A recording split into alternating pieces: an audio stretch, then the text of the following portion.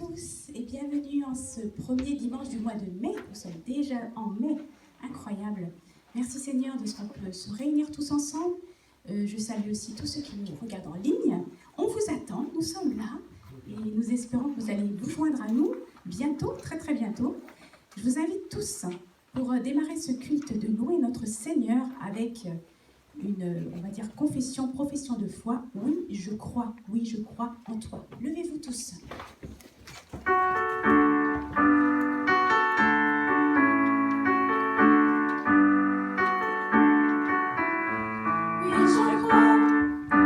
Oui, je crois en toi et je crois que tu es fidèle et droit. Parfois mon cœur proclame avec mon âme que je vis de la vie de l'Esprit en moi.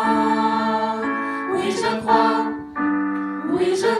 en toi et je crois que tu es fidèle et droit. Parfois mon cœur proclame avec mon âme que je vis de la vie de l'Esprit en moi.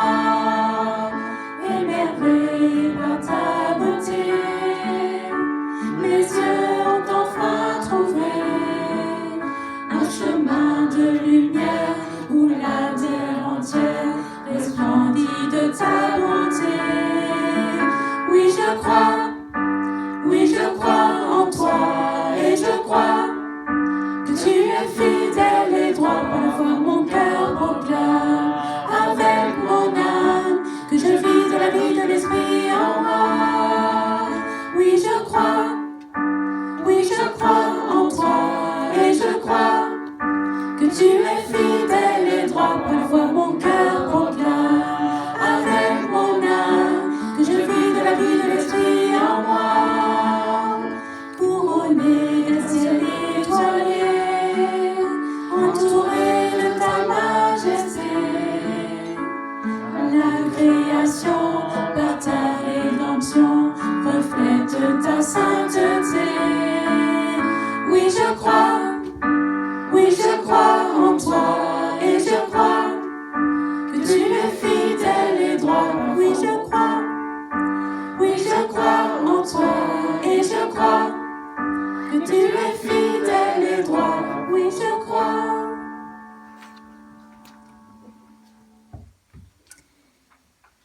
Psaume 99, versets 3 à 5. Que tous les peuples célèbrent ce Dieu grand et redoutable, car il est saint. C'est un roi puissant, aimant la justice. Proclamez la grandeur de l'Éternel, lui notre Dieu. Prosternez-vous devant son marchepied, car il est saint.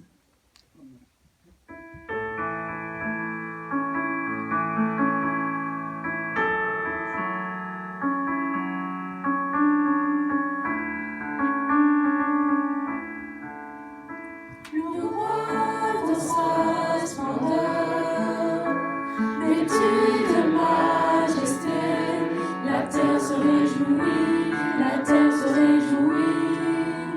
Il est paré d'éclat, la nuit essaie de fuir au son de sa voix, au son de sa voix. Oh Dieu, tu es grand, nous chantons, oh Dieu, tu es grand, et tous verront, oh Dieu, combien tu es grand. Car d'âge en âge dirait, les temps sont dans sa main, commencement et fin, commencement et fin.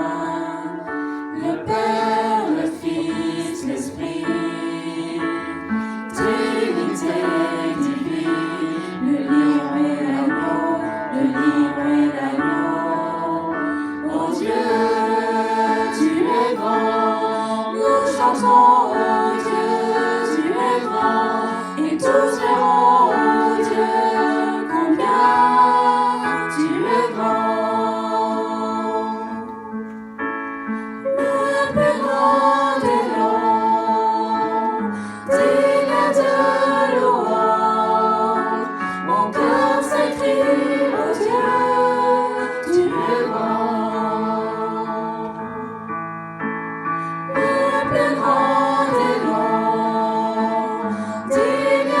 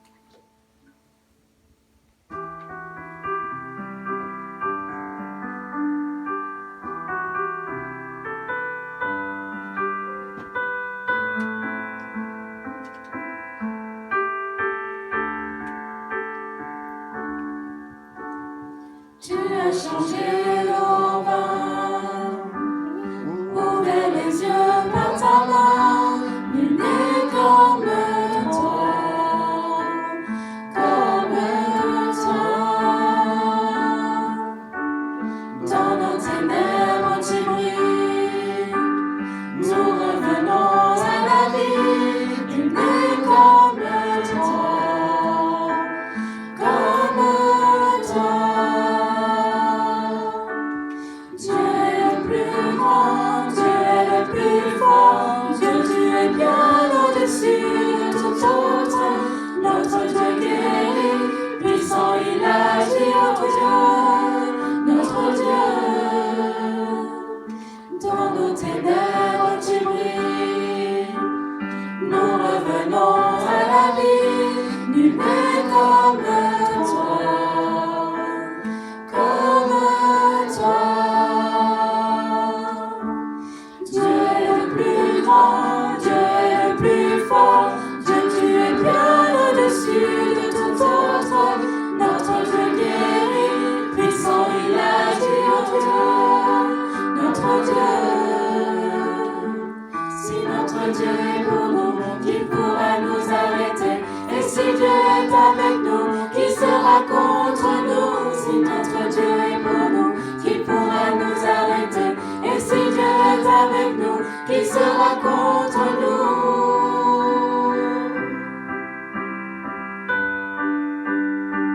Qui sera contre nous?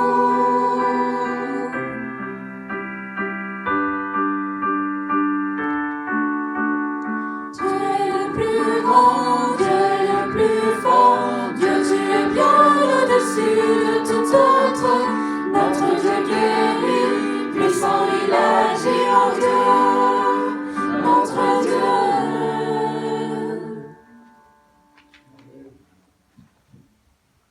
Éphésiens 3, versets 17 à 19. Que le Christ habite dans votre cœur par la foi. Enraciné et solidement fondé dans l'amour, vous serez ainsi à même de comprendre avec tous ceux qui appartiennent à Dieu combien l'amour du Christ est large, long, élevé et profond. Oui, vous serez à même de connaître cet amour qui surpasse tout ce qu'on peut en connaître, et vous serez ainsi remplis de toute la plénitude de Dieu.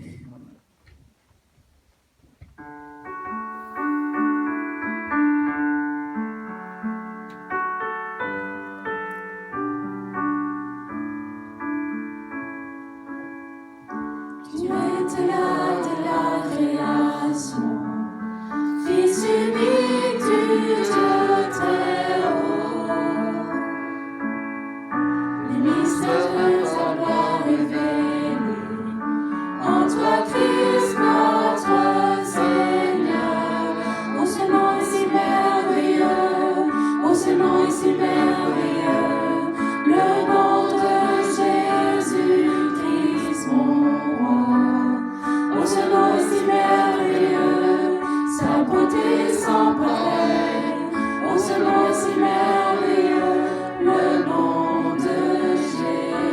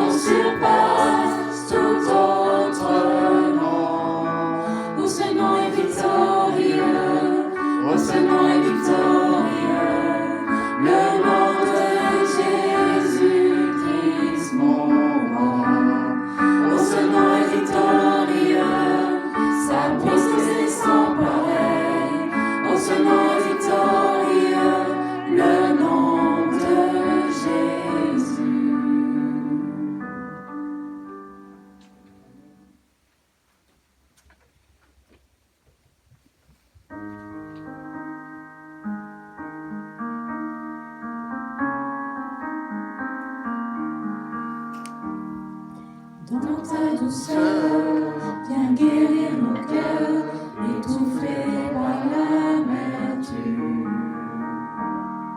Dans ta bonté, viens révéler l'amour éteint par l'habitude. Par ton esprit, reconstruis un peuple debout pour la vie. Que nous soyons ensemble ainsi, pour que ton règne s'établisse, que tout soit comme tu es un, pour que le monde voie le chemin qui mène au Père. Dans nos pensées, viens déposer la passion de la vérité, et que ta grâce dans nos regards renforce les liens étiolés. Par ton amour, rassemble-nous pour hâter ton retour. Que nous soyons ensemble ainsi, pour que ton règne s'établisse, que tout soit comme tu es un, pour que le monde voie le chemin qui mène au Père. De ton esprit, viens nous remplir, à chacun te révéler. Dans ta compassion, viens et réponds au soupir de ta bien-aimée. Écoute-nous, nous voulons ta gloire au milieu des nations. Que nous soyons ensemble ainsi, pour que ton règne s'établisse, que tout soit comme tu es un, pour que le monde voie le chemin qui mène au Père.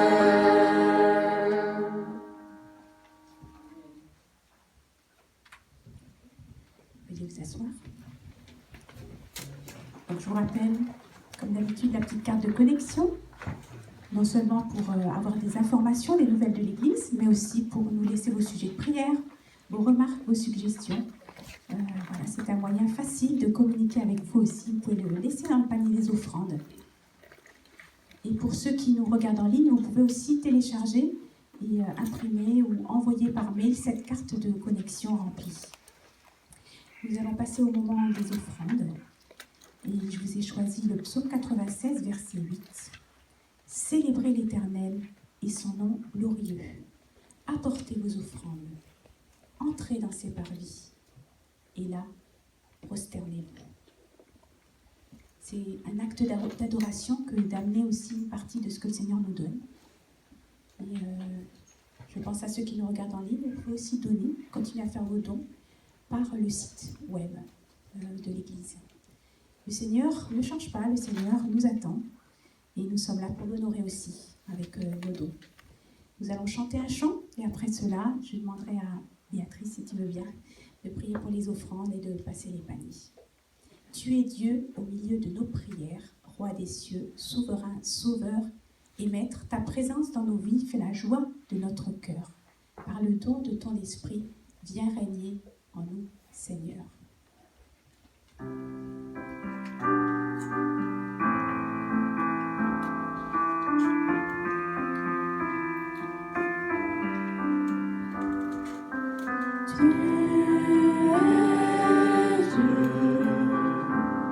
Au milieu de nos prières, Roi des cieux, souverain, sauveur et maître, ta présence dans nos vies fait la joie de notre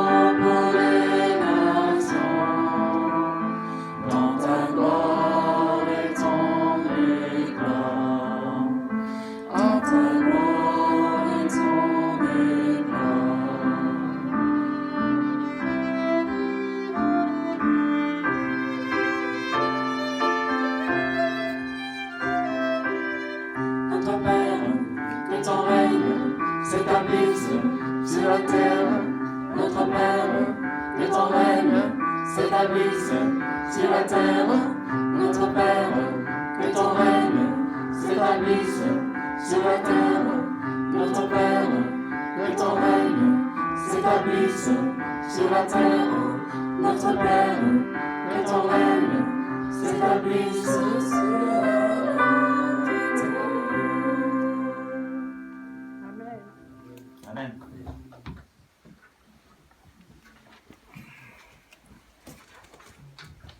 Seigneur, merci, parce que c'est vrai que nous avons besoin de ton règne dans nos vies. Où irions-nous sans toi, Seigneur? Et même les disciples disaient que tu as les paroles de la vie. Quand tu leur demandais ce qu'ils choisiraient, Seigneur, eh bien, ils ont décidé de te suivre et nous voulons te suivre. Nous voulons vraiment, Seigneur, appeler ton règne sur nos vies, dans notre Église, sur notre France qui a besoin de toi. Et nous voulons vraiment que tu viennes régner. Merci de régner dans nos finances. Merci de régner dans nos besoins. Merci de régner, Seigneur, dans nos vies entières, afin que, Seigneur, ton règne s'établisse et que vraiment tu sois vu au travers de nos vies. C'est tout ce que nous désirons, Seigneur, que tu sois vu et reconnu.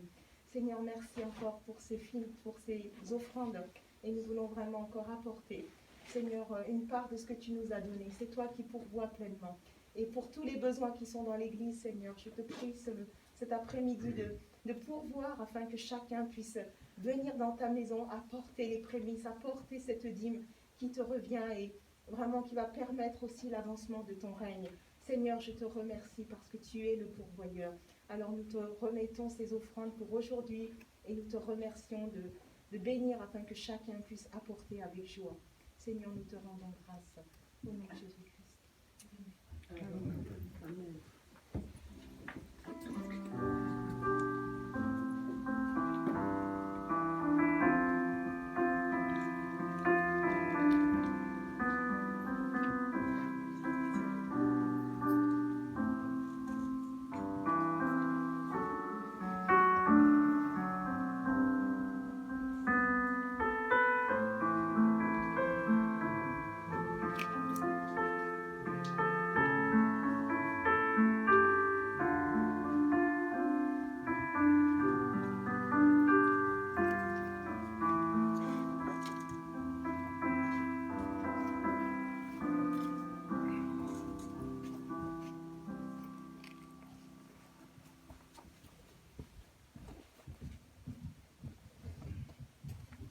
C'est le chant pour les enfants. Et aujourd'hui, on va chanter en canon. C'est chouette les canons, vous allez voir. On se met d'abord tous ensemble, ensuite on se divise en deux groupes, à peu près à la moitié là, positionnés. Et puis donc, quand on sépare en deux, ça sera avec Leslie qui démarre, et puis Anne-Laure qui démarre un petit peu en décalé. Donc choisissez si vous êtes de gauche ou de droite. Voilà, avec Leslie, avec Anne-Laure, et puis moi, je suis avec tout le monde, d'accord? On y va, je vous invite à vous lever. Roi des rois, pour les petits et les grands.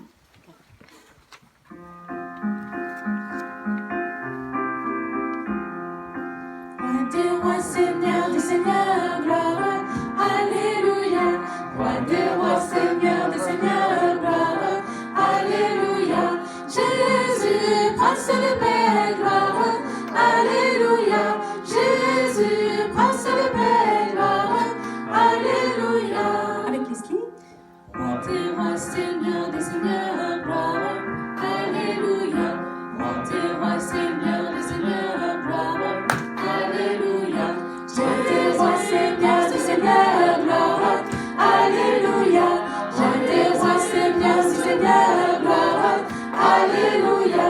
Jésus, prince de paix, gloire, alléluia. Jésus, prince de paix, gloire, alléluia. Jésus, prince de paix, gloire, alléluia. Jésus, prince de paix, gloire, alléluia. Bravo. Je vais inviter les monitrices, donc des ados et des enfants à venir pour nous partager. D'abord peut-être les enfants, nous partager un petit peu ce que vous allez voir aujourd'hui. La leçon, c'est sur Moïse, ça continue. Et c'est les 10 commandements. Donc, ça vaut aussi pour les grands, sachant que les 10 commandements sont là pour mieux vivre ensemble, pour aimer Dieu. Et voilà, c'est ce qu'on va voir et entretenir. Donc c'est Très bien. Merci. Et pour les adolescents, on va se poser la question, où trouve-t-on la sagesse? Ah, ça c'est bien ça. C'est une très bonne question. Je me demande, moi, où est-ce qu'on trouve la sagesse. J'ai déjà la réponse, moi. Toi, tu sais. J'ai trouvé que c'était intéressant. C'est toujours intéressant d'entendre ce qu'ils étudient. Hein. Et on se dit, bon, bah, en tout cas, Moïse, c'était pas un coup sur Moïse, c'était 1, 2, 3, 4, 5, je sais pas combien vous avez de leçons, mais voilà, au moins c'est incrémentiel et ils sont toujours en train d'apprendre. Comment ça se passe avec les préados? Alors moi j'entends des choses parfois, j'aimerais savoir comment ça se passe avec les préados. Alors, au niveau de ce qu'on fait? Au Au niveau des besoins? niveau de tout. Au niveau de tout. On est juste intéressés en tant qu'église. Voilà, en tout cas, je voudrais partager le fait qu'on a de la chance vraiment et on est béni d'avoir un groupe d'adolescents, en tout cas fidèles, et vraiment c'est une grâce, vraiment parce qu'on a commencé et je bénis le Seigneur parce que malgré le Covid, eh bien, on voit que l'Église se développe. On avait un groupe quand on était à Torcy, un seul groupe d'enfants, et puis bah, nos enfants ils grandissent, hein, merci Seigneur, et nos petits bah, sont devenus grands. Et voilà, c'est devenu des adolescents. Puis on a d'autres petits qui nous ont rejoints. Et puis vous voyez, l'écart eh bien, se fait de plus en plus. Et on ne pouvait pas laisser les tout petits avec les grands. Donc le Seigneur a permis qu'on ait deux groupes au niveau des enfants. Mais quand on est arrivé ici, ben, voilà, on avait deux salles. Parfait. Le Seigneur vraiment est merveilleux. On était à Torcy, on n'avait pas de salle. Et on se demandait comment on allait faire. On est arrivé ici, on avait deux salles. Et du coup, on a pu ouvrir... parce que les ados étaient pas encore assez grandes pour aller au groupe des jeunes. Donc voilà, on a pu vraiment ouvrir ce groupe. Alors on avait le personnel qu'il fallait.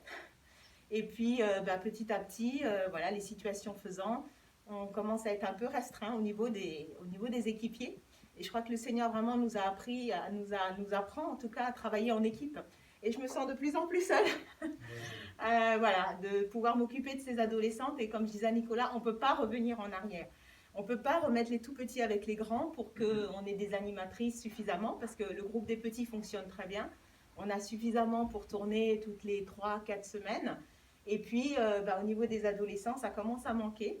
Et vraiment, je trouve qu'il faudrait qu'il faut absolument qu'on trouve quelqu'un, une personne ou deux, même deux, ce serait idéal, pour qu'on puisse prendre du repos et puis donner. Moi, je donne, et je donnerai tant qu'il faudrait, pas parce que ma fille est dans le groupe, mais parce que c'est ce que le Seigneur a mis sur mon cœur.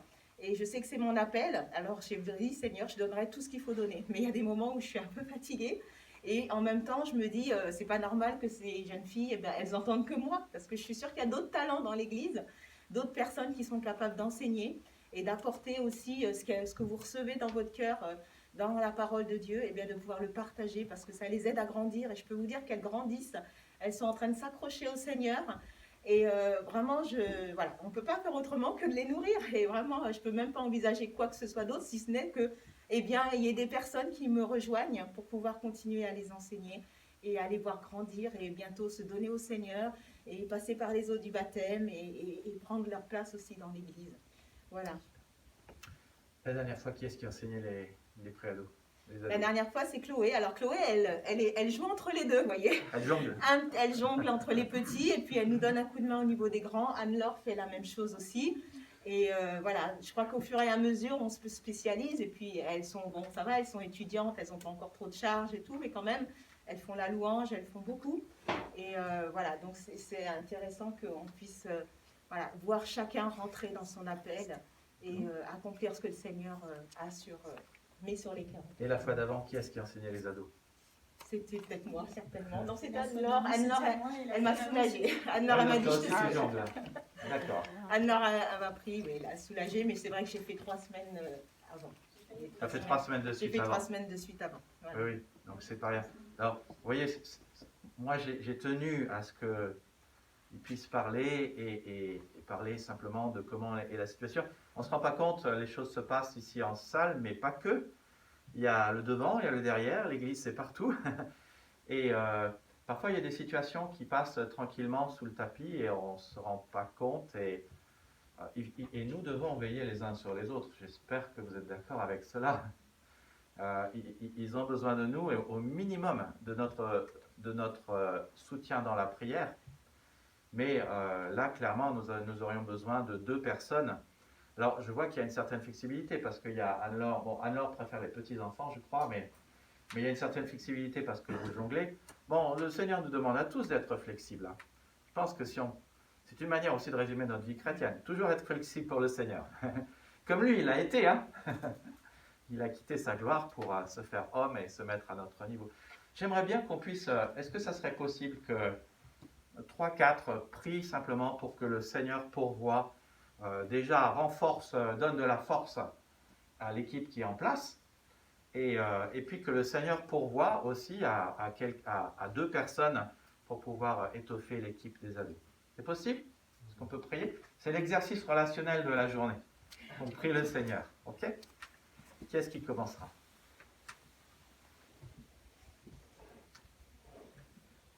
Seigneur, merci pour ta grâce, pour ton amour, pour tes bienfaits envers nous.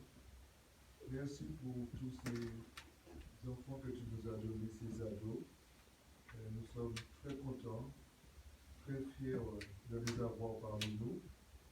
Mais tu nous dis, Seigneur, même de ta parole, venez, laissez venir à moi les petits enfants, car le royaume des cieux nous ressemble. Nous savons que tu aimes les enfants, Seigneur. Tu veux aussi que ces petits enfants, mais aussi ces grands enfants grandissent dans la joie, dans la paix, dans l'amour, mais aussi dans la sécurité. Et tu es notre sécurité, tu es notre sauveur, notre maître, notre rédempteur.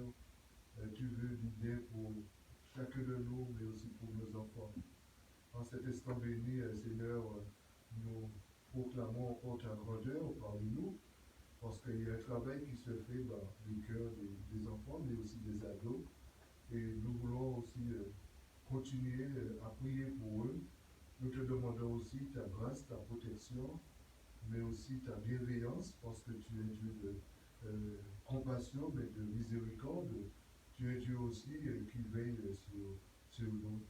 Merci encore pour tous ces moniteurs, monitrices qui sont là dimanche après dimanche pour les enseigner, pour les éduquer, pour les accompagner, pour aussi leur montrer l'amour que tu as manifesté envers eux à la croix, mon Dieu. J'aime encore bénir tous ces monitrices, Seigneur. J'aime aussi leur donner le courage, la force, l'amour, tout ce qu'il faut pour que ces enfants soient bien nourris, mais aussi ces enfants grandissent dans la foi, mais aussi dans l'amour. Mon Dieu, tu as entendu aussi les cris de Béatrice. Ça fait quelques temps que je me retrouve seul. C'est vrai, elle a des aides, mais ce n'est pas encore cela. Mais nous te demandons encore d'envoyer des ouvriers dans la moisson. Mon Dieu, tous ceux et celles qui ont reçu cet appel, qu'ils puissent encore aider et qu'ensemble nous soyons un, mon Dieu. Ensemble, nous puissions te donner gloire à travers nos enfants, mais aussi à travers ton peuple, Seigneur. Merci encore d'agir, mon Dieu. Et merci aussi de répondre à nos prières cet après-midi. Nous avons besoin de toi, mais aussi nous avons besoin de ta grâce, Seigneur Jésus. Bénis encore tous les moniteurs, les monitrices, bénis tous les enfants, tous les ados, et que vraiment, ensemble, nous formons un peuple glorieux, mais un peuple aussi qui te donne la gloire, Seigneur. Au nom de Jésus, Amen. Amen. Merci Seigneur pour le sacrifice que tu as fait pour nous à la croix, Seigneur. Merci Seigneur d'avoir ressuscité l'Église que nous sommes, Seigneur, par ton sang, Seigneur. À la manière du premier Adam auquel tu as tiré, Seigneur, Ève, tu as tiré de ta côte, toi, notre Seigneur Jésus, notre Église, Seigneur. Faites, Seigneur, que tu puisses renforcer la luminosité de ce chandelier que nous sommes dans le Val-Maubuet, Seigneur. Et faites, Seigneur Jésus-Christ, que tu puisses redonner un souffle de force et de joie et de compassion à cette Église, afin que plusieurs moniteurs et monitrices, Seigneur, puissent se lever pour encadrer les préados, Seigneur, et leur apprendre, Seigneur, que ce n'est pas le monde qui pourvoit à l'amour dont on a besoin dans notre âme, de notre esprit, Seigneur, mais c'est uniquement toi, Seigneur. Faites, Seigneur Jésus-Christ, que nous qui sommes spectateurs, Seigneur, de ce monde qui part en déchéance, Seigneur, que ce monde qui renie Dieu, Seigneur, nous puissions être une voix dissidente, Seigneur, pour enseigner à nos enfants, à nos ados, Seigneur, à être une force pour le bien dans ces derniers temps, Seigneur. Tu nous as, Seigneur, challengé, Seigneur, avec cette phrase, avec cette question, quand reviendrai-je, trouverai-je encore la foi sur la terre? Eh bien oui, tu la trouveras, Seigneur, car tu la susciteras au milieu de nous, Seigneur, et tu susciteras un nouvel élan d'héroïsme par ton Saint-Esprit, Seigneur, afin que quelques hommes et quelques femmes ici-bas puissent se lever en ton nom, Seigneur. Tu as dit, Seigneur Jésus-Christ, au temps de Jézabel et au temps d'Achab, que tu t'es réservé 7000 hommes qui ne se sont pas agenouillés devant Baal, Seigneur.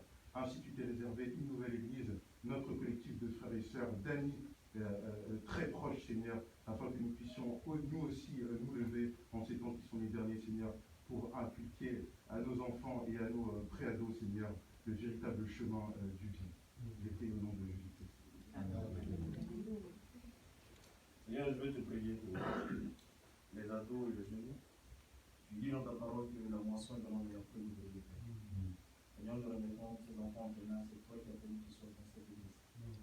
Nous remets aussi, Seigneur, mon Dieu, ces enfants, Père, pour tes petits. Seigneur, quand nous regardons ce monde qui est perverti, nous avons besoin que ton esprit de censure, ton esprit, que chaque pensée, chaque attitude, chaque comportement, que les âmes soient dirigées par ton esprit. De la même manière que l'enfant Jésus a grandi devant ta terre, que ton esprit te guide. Que toute force, Seigneur, qui va essayer de détourner, que ta grâce, Seigneur, soit repoussée au nom de Jésus. Amen. Merci pour ta présence dans la vie. Amen. Père Tout-Puissant, Père, glorieux Père, je te bénis. Je viens devant ton trône de grâce, Père. Céleste, que tu veux lancer ce quelqu'un, Père. Seigneur, parce que je bénis ton nom parce que tu es Jéhovah Jireh, Père. C'est toi qui pourvois, Père. Céleste, tu connais les besoins de vie, Père. Céleste. Je te présente cette requête cet après-midi, Seigneur. Tu connais les besoins de l'église, de l'école de dimanche, Père. Ils ont besoin de se renforcer, Père Céleste. Père, c'est toi qui touches les âmes, Père Céleste. Tu connais toutes choses. Et la Bible me dit, Père Céleste, dans le livre de Luc 1:37, que rien n'était possible à toi, Père Céleste. Tu connais toutes choses, Père Céleste. Touche les âmes, dispose les cœurs qui sont disposés, Père, pour vous mener à bien cette mission, Père Céleste. Père, toi, tu avais dit, Seigneur, que demandez, vous recevrez, afin que votre joie soit complète. Père, laisse que ton nom soit béni, soit élevé, Seigneur. Par le nom puissant de Jésus-Christ, je te demande tout ceci, Seigneur. Amen. Amen. Seigneur, nous te remercions pour Anne-Marie, pour Béatrice, pour Chloé, pour Anne-Laure. Merci, Seigneur, pour leur service à ta personne, pour leur cœur pour toi, pour le temps qu'elles consacrent à enseigner les enfants de l'Église. Seigneur, ce sont tes enfants. Tout ce que nous avons, nous l'avons parce que tu nous l'as donné, cela t'appartient.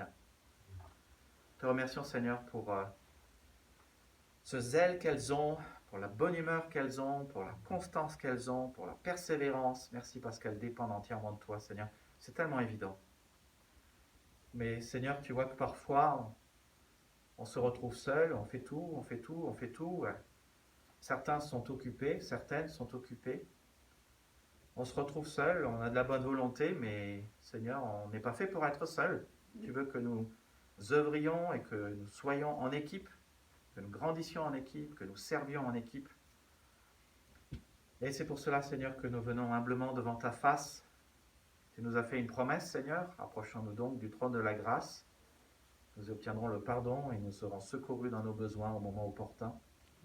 Nous voulons croire, Seigneur, que tu veux répondre à ta promesse. Et nous proclamons, Seigneur, nous réclamons l'accomplissement de ta promesse pour que tu puisses pourvoir en nombre suffisant à 2 moniteurs ou monitrices d'école du dimanche pour les ados. Prions également, Seigneur, pour que tu donnes de la force à Béatrice, à Chloé, à Anne-Laure, à Anne-Marie, de la force, de la joie, de l'amour, de la paix, de la bonne humeur, que tu les remplisses de ta parole, que ta parole habite abondamment dans leur cœur et que ton esprit habite abondamment dans leur cœur, les anime et leur donne beaucoup de joie et beaucoup de lumière pour, Seigneur, enseigner les enfants et les former à la vie que tu as prévue pour eux. Seigneur, nous nous attendons à toi et nous te remercions d'avance pour ta réponse à nos prières. Amen. Amen. Poursuivant le culte, nous avons la scène aujourd'hui et pour introduire ce moment de communion, je vous invite à entonner tous ensemble le chant « Pur, ton sang si précieux m'a pardonné ».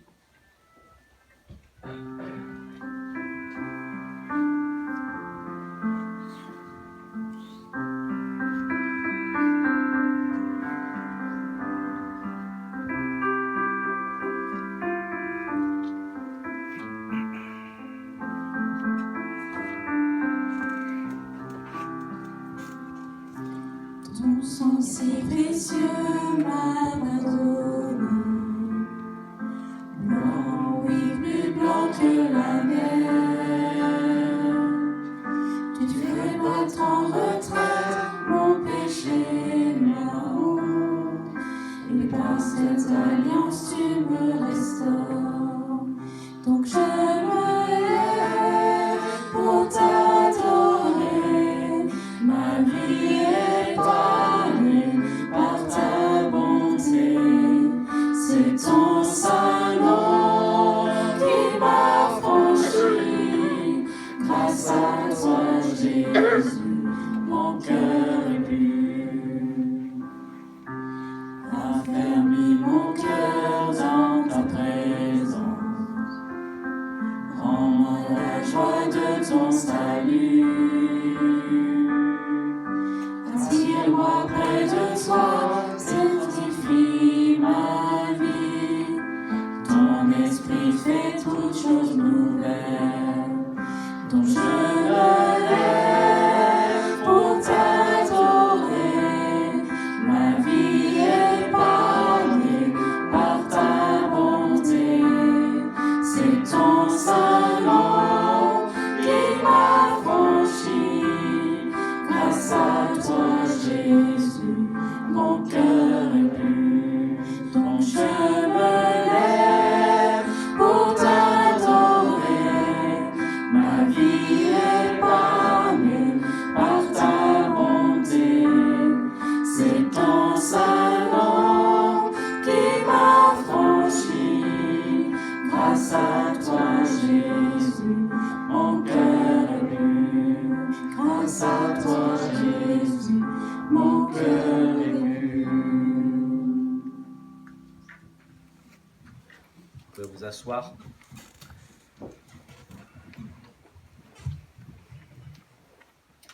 Seigneur Jésus, vous le savez, la dernière nuit qu'il a passée avec ses disciples, le dernier soir, ils étaient en haut dans la chambre haute et il a donné plusieurs choses extrêmement importantes à ses disciples pour qu'ils s'en souviennent et le mettre en pratique. C'est Jean chapitre 13, 14, 15, 16, 17. C'est justement ce soir-là qu'il a inauguré la scène. Alors les Juifs avaient l'habitude, le jour de Pâques, de manger un agneau, de manger du pain sans levain. Et dans ce repas de Pâques que Jésus a pris avec ses disciples, justement, il a pris le pain, il a pris le vin, et si je puis dire, il a réinterprété la Pâque juive, et il l'a transformée en Pâque du Christ, en Pâque chrétienne. Et il a dit une chose qui était très simple en fait. Il a dit qu'il ne mangera plus jamais de ces choses-là. La prochaine fois, ça sera dans le royaume de Dieu. Et il a dit que cette coupe symbolisait son sang qu'il a versé pour nos péchés. Marc 10, 45, le Fils de l'homme est venu, non pour être servi, mais pour servir et donner sa vie en rançon pour beaucoup. Et donc, grâce au sang de Jésus, nous sommes libres de l'oppression, libres de la mort, libres de la peur, libres du diable, libres du péché et libres de la mort. Et il a aussi pris le pain, et en prenant le pain, il a cassé le pain et il a dit, ce pain, c'est mon corps qui est brisé pour vous. Et il a rajouté, il y a une phrase qu'il rajoute qu'on oublie souvent, mais il a dit que ce pain et ce vin, c'est la nouvelle alliance en son sang. Une phrase tellement, tellement, tellement importante. La nouvelle alliance, c'est quoi? C'est ce que Dieu avait promis dans Jérémie 31, 31 et suivant. Je vous avais donné ma loi, vous n'avez pas pu la suivre, alors je vais vous donner une nouvelle alliance. Je vais écrire ma loi dans vos cœurs, je vais faire en sorte que vous me connaissiez, je vais pardonner vos péchés. En fait, la nouvelle alliance pourrait se résumer en une phrase. Je m'occupe de tout. C'est exactement ce que Jésus a dit. C'est exactement ce que Dieu dit dans Jérémie 31, ce que je viens de citer. J'inscrirai mes instructions non plus sur des tablettes de pierre, mais dans leur conscience. Je les graverai dans leur cœur. Je serai leur Dieu. Ils seront mon peuple. Je. Dieu dit, je vais faire ceci et je vais faire cela. Je pense à 1 Pierre 5, 7 qui dit, lui-même prend soin de vous. Je pense à Matthieu 6, 33. Cherchez d'abord, votre Père Céleste sait que vous avez besoin de ces choses. Cherchez d'abord le royaume des cieux et toutes ces choses vous seront données ensuite. Dieu a dit, je m'occupe de tout. Te donner une place au ciel, pardon des péchés, de faire en sorte que tu sois capable de vivre pour moi. C'est ça ce que nous célébrons aujourd'hui. Et il y a toujours ce texte, je sais que j'avais cité ce texte autrefois dans 1 Corinthiens, chapitre 10, verset 16, qui dit « La coupe que nous bénissons, n'est-elle pas le sang de Christ? Le pain que nous mangeons, n'est-il pas le corps de Christ avec lequel nous sommes en communion? » Dans beaucoup d'églises, ce que nous faisons actuellement, ça s'appelle la communion. La communion, c'est quoi? La communion, c'est dire je prends part, je participe, je partage. C'est exactement ce que Jésus-Christ a fait. Ce soir-là, ce n'était pas un contexte formel. Jésus n'était pas en costume cravate. Il n'était pas dans une église. Il était par terre autour d'une table, dans un contexte informel de communion, où ils partageaient un repas ensemble, partageaient un bon moment ensemble, un moment certes difficile. C'était la dernière nuit, mais ils partageaient. Et à la croix, c'est ce que Jésus a fait. Il a partagé sa vie, partagé son sang, partagé son corps. Son corps a été, si je puis dire, donné, son sang a été donné pour que tu puisses vivre, que tu aies la vie éternelle et abondante. C'est cela ce que nous fêtons. Et Jésus a dit, surtout, il nous a laissé plusieurs ordres, mais 2 ordonnances, le baptême et la scène. Et quand tu choisis de participer, tu es en train de dire, j'y crois Seigneur, j'avais besoin d'un sauveur, j'ai toujours besoin d'un sauveur, tu es mon sauveur. Seigneur, je participe parce que je crois en toi. C'est une déclaration de foi. Et je veux t'inviter à participer, surtout. Si tu as des péchés qui doivent être confessés, si tu es chrétien, j'espère que tu n'as pas de péchés qui doivent être confessés, mais c'est normal que tu participes et que tu ne restes pas à ne pas participer.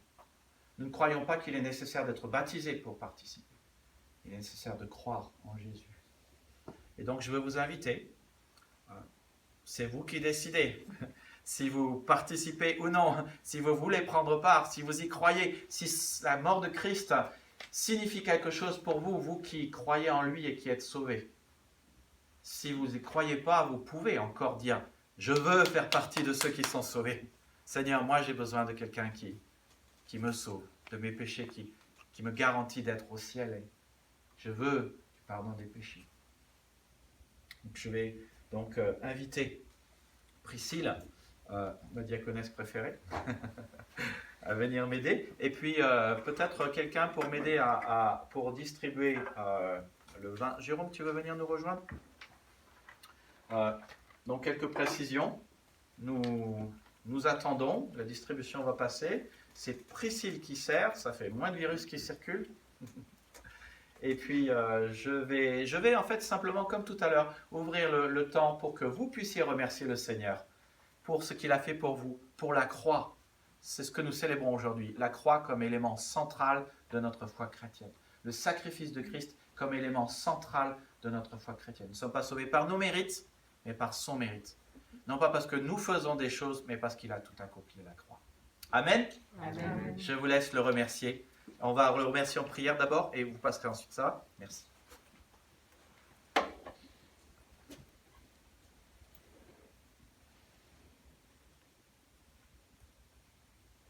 Seigneur, merci de ce que vraiment tu es venu, Seigneur, en tant qu'homme, de ce que tu as parcouru la terre et de ce que tu as accompli l'œuvre du Père. et le plan merveilleux qui était prévu. Tu as été jusqu'au bout, Seigneur, et jusqu'à la mort. Tu as été jusqu'à la mort de la croix. Et nous voulons te remercier pour ton corps qui a été pendu au bois. Merci aussi pour ton sang qui a coulé, qui fait qu'aujourd'hui, Seigneur, eh bien, tu as pris sur toi notre punition et Seigneur, nous sommes sauvés. Par grâce, nous sommes sauvés. Et nous voulons vraiment te remercier, Seigneur, pour ce sacrifice merveilleux.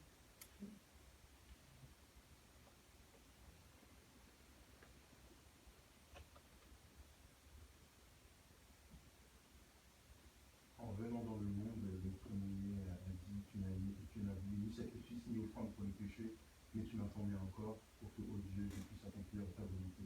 Merci Seigneur Jésus d'être dépouillé de la gloire céleste que tu as due auprès du Père avant que le premier atome de l'univers ne soit créé, Seigneur. Merci d'avoir revêtu une chair semblable à la nôtre, sans jamais connaître et commettre le péché, Seigneur, afin que nous puissions inaugurer, Seigneur, cette voie, Seigneur, vers le salut, la réconciliation avec notre Père céleste, Seigneur. Merci d'avoir réconcilié tout l'univers en toi, Seigneur. Merci, Seigneur, de t'être donné en sacrifice, Seigneur, afin que mes péchés, que nos péchés puissent être pardonnés, Seigneur. Auparavant, Seigneur, Jésus-Christ, j'étais un pécheur tel que tu connais, Seigneur. J'étais recroquevillé sur moi-même, Seigneur, associable, Seigneur, et j'étais haïssable et haïssant des autres, Seigneur. Mais par ton sacrifice, Seigneur, tu m'as réconcilié avec toi-même, Seigneur, et tu as ouvert mon cœur, Seigneur, afin que je puisse élargir l'espace de ma tente, Seigneur, et avoir des frères et sœurs, Seigneur, avec qui je puisse avoir une véritable communion, Seigneur. Merci, Seigneur, pour ce sacrifice, Seigneur, et merci, Seigneur, de m'avoir appelé, de m'avoir appelé. Je prie au nom de Jésus. Amen. Oui, Seigneur, dans ta parole, tu dis que ni par notre force, ni par notre puissance, mais par le sang, l'agneau de Christ. Et merci, Seigneur, d'avoir coulé ton sang sur la croix pour nous. Et aujourd'hui, que nous avons cette puissance de vivre à travers toi et d'être dignes de toi, Seigneur, que tu nous renouvelles aussi, nous fortifies, Seigneur. Et merci, Seigneur, infiniment pour ce que tu as accompli sur la croix, pour ton amour inconditionnel et un amour infiniment grand. Gloire à ton nom, Seigneur Jésus-Christ. Amen. Amen. Seigneur, merci pour la croix. Merci pour cette croix qui nous a réconciliés avec toi. Merci parce que c'est grâce à la croix que maintenant nous avons été purifiés, pardonnés. Oui, Seigneur, tu as changé ce cœur de pierre en cœur de chair. Maintenant, nous pouvons t'aimer, mais aussi nous pouvons nous aimer les uns les autres. Nous pouvons nous pardonner, nous accepter, nous supporter. Merci parce qu'à la croix, Seigneur, tout est accompli. Tu nous as sauvés. Il n'y a aucune condamnation pour tous ceux et celles qui croient en Jésus-Christ. Et c'est pour cela, en cet instant, nous nous approchons humblement devant cette table. Oui, ce corps qui a été brisé pour nos péchés, ce sang qui a été coulé pour nos péchés, Seigneur. Nous sommes maintenant lavés, purifiés dans le sang de Jésus. Merci encore pour la croix. Merci aussi pour ce privilège que nous avons de nous approcher de cette table, Seigneur. Merci parce que maintenant nous sommes en communion avec toi, mais en communion les uns avec les autres. Et tout cela, c'est grâce au sacrifice de Jésus. Merci beaucoup. Amen. Amen. Merci Jésus que tu es mon Dieu. Merci Jésus pour la croix. Merci, merci, merci pour ton amour infini. Merci, merci, merci Seigneur, sans toi qui sommes-nous. Merci, merci, merci, merci pour tout ce que tu nous fais. Merci pour tout ce que tu fais dans ma vie. Merci, merci, merci que tu es mon Dieu, tu es mon Seigneur. Infiniment merci. Amen. Amen. Seigneur, je veux te remercier pour ce moment de scène. Merci Seigneur parce que c'est à cause de mes péchés, Seigneur, que tu as souffert. C'est pour moi que tu as été jusqu'à la croix, Seigneur. Et en cet instant, Seigneur, je suis très reconnaissant pour tout ce que, mon Dieu, tu fais dans ma vie. Et c'est pour cela que je te demande encore, Seigneur, de permettre encore que je sois très reconnaissant chaque jour pour tout ce que tu fais pour moi. Que ce moment de scène soit béni, que ce moment de scène soit pour la gloire de chacun de nous. Soit béni, soit exalté, au nom de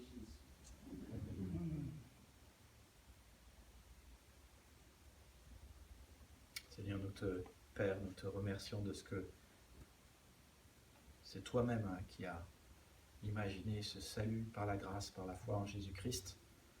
Seigneur, si tu avais dû attendre qu'on te cherche, tu aurais attendu longtemps. Si nous avions dû devenir bons par nous-mêmes pour pouvoir entrer au ciel, Seigneur, nous ne serions jamais entrés. Alors nous te remercions de ce que tu as envoyé, parti de toi-même, ton Fils bien-aimé, l'unique, la deuxième personne de la Trinité, le Logos, la parole, le Verbe. Manifestation, Seigneur, de ton amour, image exacte de qui tu es, message que tu voulais nous envoyer et que nous avons, Seigneur, vu, contemplé, reçu, que tu es grâce, amour, vérité, mais aussi sainteté et justice. Seigneur, notre Père, nous te remercions de ce que, à la croix, ta sainteté, Seigneur, a exigé que justice soit faite et ta justice a été faite. Ainsi, notre péché a été payé par ton Fils Jésus-Christ, qui était parfaitement Dieu et parfaitement homme. Il a payé à notre place et il t'a rendu propice. Il a expié, Seigneur, nos fautes, nos transgressions, notre péché qui est si horrible, si moche, et pour lequel, Seigneur, nous sommes responsables. Te remercions, Seigneur, pour ce sang qui a coulé. Merci pour l'exemple de ton Fils à la croix, alors qu'il a prononcé sa première parole et il a dit « Père, pardonne-leur parce qu'ils ne savent pas ce qu'ils font ». Merci pour toutes les autres paroles de Jésus qui sont des paroles complètement incroyables. Merci surtout pour l'effet de la croix sur notre vie. Parce qu'il a payé pour nous, nous sommes libres. Et nous savons où nous allons. Nous sommes réconciliés avec toi. Nous pouvons jouir, Seigneur, d'une relation d'amour avec toi, où tu nous aimes et nous t'aimons en retour. Et merci aussi de ce que tu ne nous as pas laissés seuls alors que Jésus a quitté cette terre. Lui qui était déjà notre consolateur et notre aide, tu nous as donné, Seigneur, une autre aide, un autre consolateur du même type, ton esprit. Lui aussi, Seigneur, qui habite en nous. Merci, Seigneur, que tu ne nous laisses pas seuls pour vivre ici-bas sur terre. Et merci également, Seigneur, pour l'Église, la communauté de ceux qui croient en toi. Merci pour les frères et sœurs ici, et pour ceux qui sont encore à venir et qui vont nous rejoindre, parce que ton évangile est une puissance qui touche les cœurs et qui convertit les gens. Seigneur, sois glorifié et sois glorifié par tout ce culte que nous te rendons. Seigneur, nous ne le rendons pas pour avoir tes faveurs. Nous le donnons parce que nous avons déjà tes faveurs et nous voulons te dire merci pour la croix. Amen. Amen.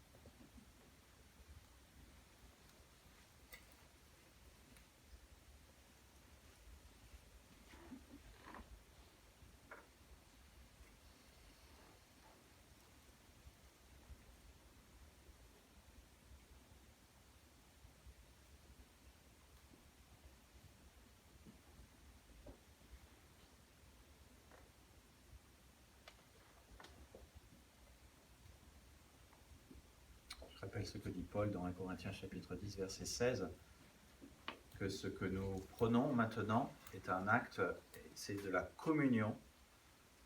C'est un moment de communion que le Christ a eu avec ses disciples. La croix, son corps, est un moment de communion. Il a partagé son corps et son sang. Mais alors que nous allons manger et boire, c'est aussi de la communion que nous avons avec le Christ. Nous sommes en train de dire, je prends part. Oui, Seigneur, j'avais besoin d'un sauveur, j'avais besoin de ton sang, j'avais besoin d'être pardonné. Nous sommes en train de dire, je participe. C'est une part active, c'est une déclaration de foi que vous faites en prenant le pain et en prenant le vin. Jésus a dit, ceci est mon corps qui a été brisé pour vous.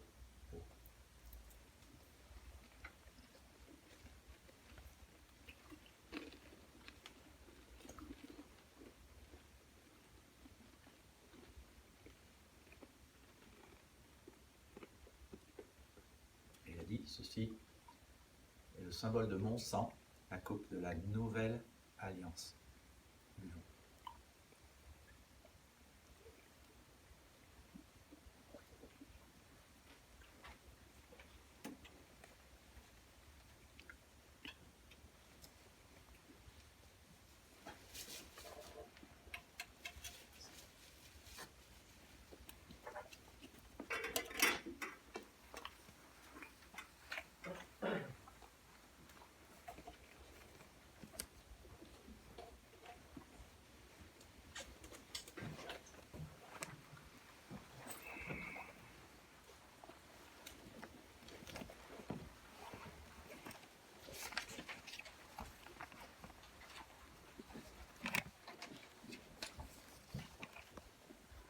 Je veux donc toujours vous inviter à ce que vous lisiez les annonces dans le bulletin.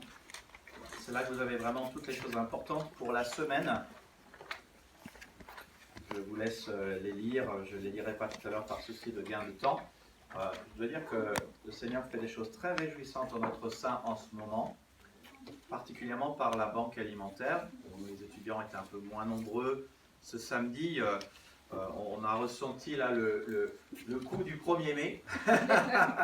Donc le 1er mai, les magasins sont fermés, donc certains ne sont pas allés acheter, et puis on a eu moins de choses qui sont arrivées. Mais le Seigneur a pourvu, c'était toujours un moment sympa. Et c'était aussi intéressant de voir qu'on s'est dit, plusieurs se sentent seuls et aimeraient peut-être jouer ensemble. Donc c'est ce qui a été fait hier. Il y a plusieurs étudiants qui sont venus, je ne sais plus, je n'ai pas compté, ils étaient 7 peut-être.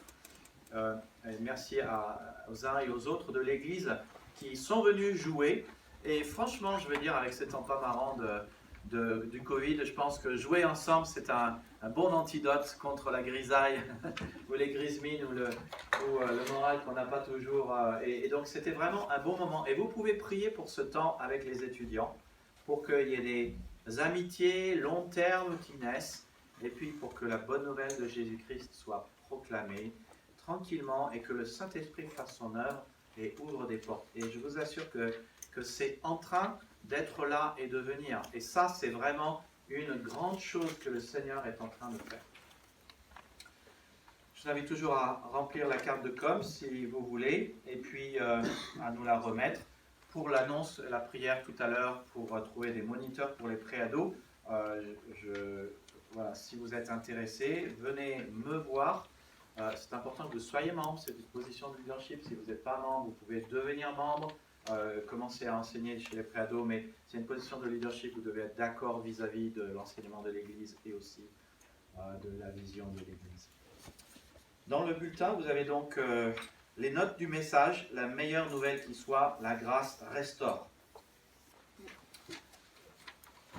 Je l'ai dit et je le redirai, nous connaissons tous des choses dans nos vies, personne ne sort indemne de la vie, personne. Nous avons tous des blessures, des cicatrices, des plaies, et la cause numéro 1 de nos blessures, c'est le rejet. Chacun d'entre nous en a fait l'expérience, rejet de nos proches, rejet de nos parents, rejet de notre conjoint. Alors parfois c'est le rejet, parfois c'est l'abandon. Certains d'entre nous, nous nous souvenons très bien de certains propos blessants. La bonne nouvelle, c'est que la grâce de Dieu restaure et elle fait du bien.